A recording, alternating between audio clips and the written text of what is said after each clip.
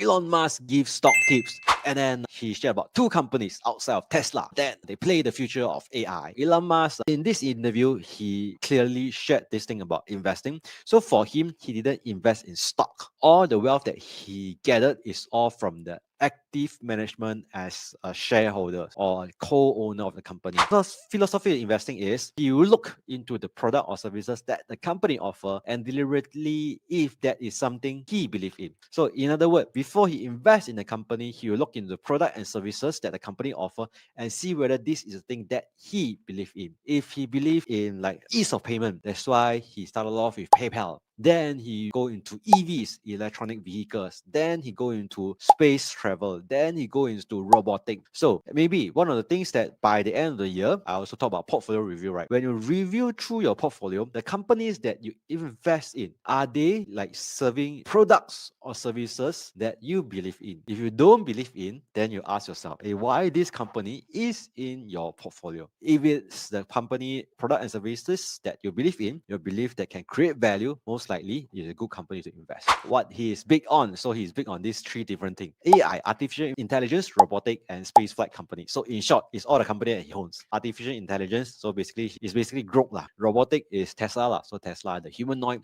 and space flight companies is SpaceX. But outside of these three, or outside the companies that he managed, he said that actually he's optimistic in these two companies, which is Google and NVIDIA. This is not a stock recommendation. This is not a buy or sell call. This is just what Elon Musk shared in his interview about his personal view, his life, and stuff like that. Pretty straightforward lah. So AI and robotics are going to be very important, and Google is going to be pretty valuable in future. This is what he thinks because they have laid groundwork for an immense value of creation. And on top of that, not just investing tips lah. So I think this is the thing whereby even for our own like life or even for my kids, when I'm thinking if they need to learn to work with AI, they need to learn to live with a different world. So what are the things that I should impart, or what are the things that I can help my kids to so-called right now or even in the future? He mentioned these three things, which is truth, beauty, and curiosity. We believe that in terms of AI, want to be helpful in supporting humanity and work towards humanity prosperity and continuance. And in order to do that,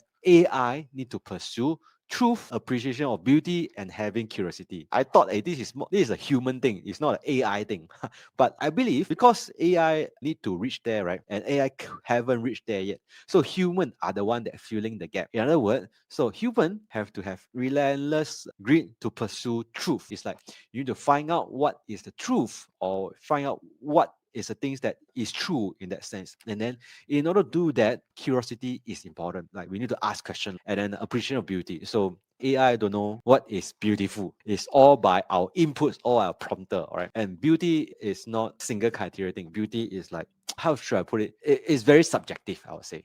And this is the thing whereby throughout this last 2 years, I'm late in the game into entrepreneurship game. And how can I like do better in entrepreneurship? That's why one of the things that raised by Warren Buffett is find a role model that you can learn from. Elon Musk may not be a so-called role model for me, but there's some words of wisdom. So, for example, his message to young entrepreneur is pursue contribution to society, but not money.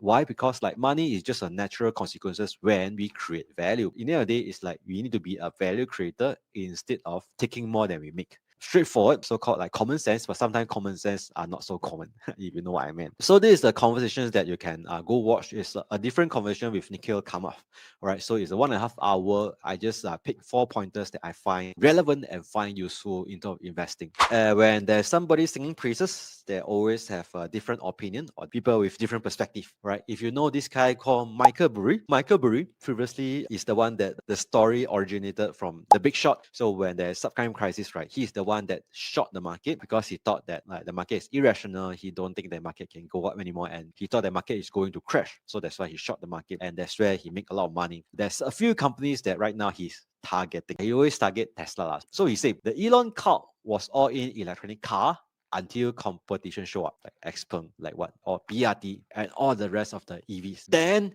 they move into all in on autonomous driving, and then they talk so much into autonomous driving until competition show up, which is right now we have way more. Even Baidu have their own called AlphaGo, and then now it's all in on robotic, and until competition show up. So Burry points out that, right, like Tesla CEO, there's always shift of narrative. The dream always get different. The cult movement always follow him to a different dream. So he thought this kind of thing is ridiculously overvalued. And then recently he had also shared this thing called the tragic algebra of stock-based composition. So likewise, I think Fire Journey will say, oh, right now he closed off his fund and start Patreon subscription. I think the gist of this, the tragic algebra, is about the stock-based composition.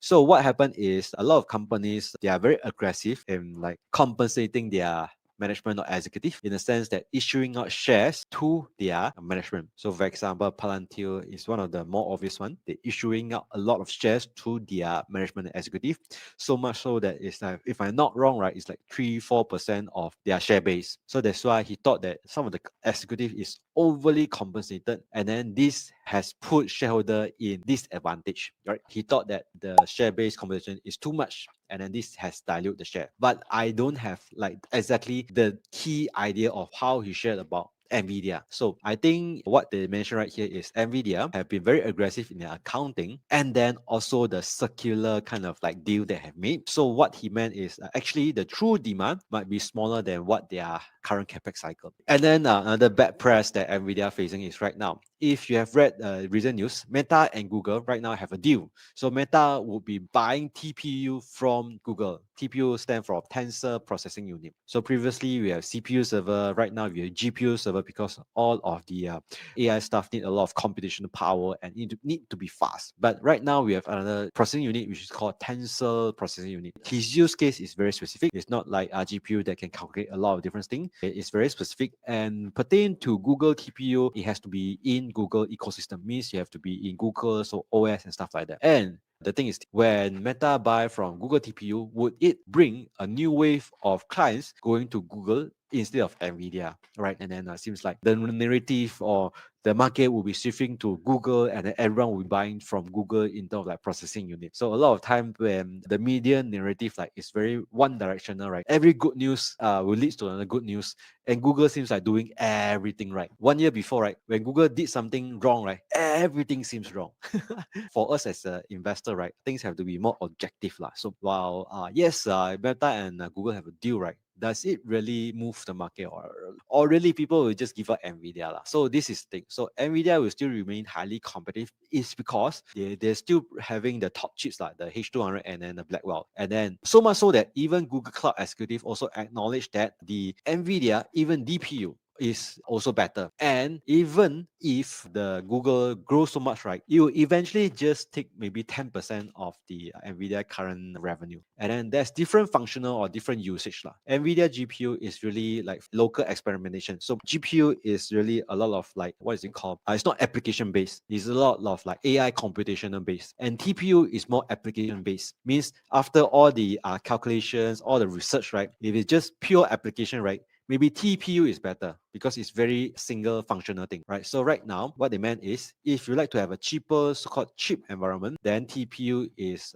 better lah in that sense. But all in all, so there's a lot of talks about Google. Everything is about Google. Is like the perfect answer for everything, from AI to advertising to the Google so-called cloud services and stuff like that. So when everyone look to left, right, maybe we should consider to look to the right. Why? Because when everyone look to left, right, your stock price will definitely climb up so high, because like while people just chasing the superstar. So for us as an investor, it's also good to be sometimes being a contrarian. So for example, when a lot of people are talking about GPUs, all the fast processing chip, like from NVIDIA to AMD to TSMCs, another group of people are slowly getting market revenue. This is the memory market. So it's not processing, it's memory. Right now, with all the AI computational power, you still need memory to store and the memory have to transmit fast enough so that it can help you do better in your job. So not just computational, but also memory that need to be fast in transmitting. So Pure Storage is a cloud service that provide memory services. And then just lately, I didn't put much attention on another company, which is SanDisk,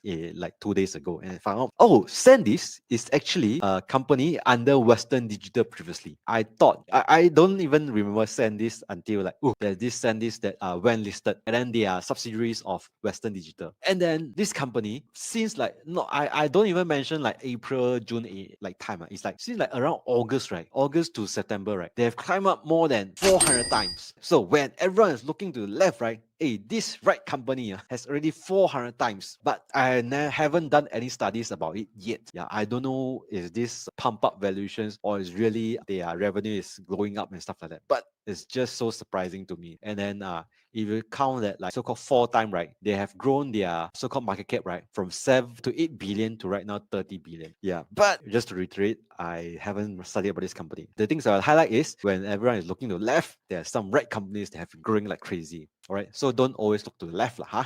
Every bit of knowledge keep you closer to the goal. If you found value in this video, hit the subscribe button, hit like, and keep learning. I'll see you in the next video. Stay smart and stay invested.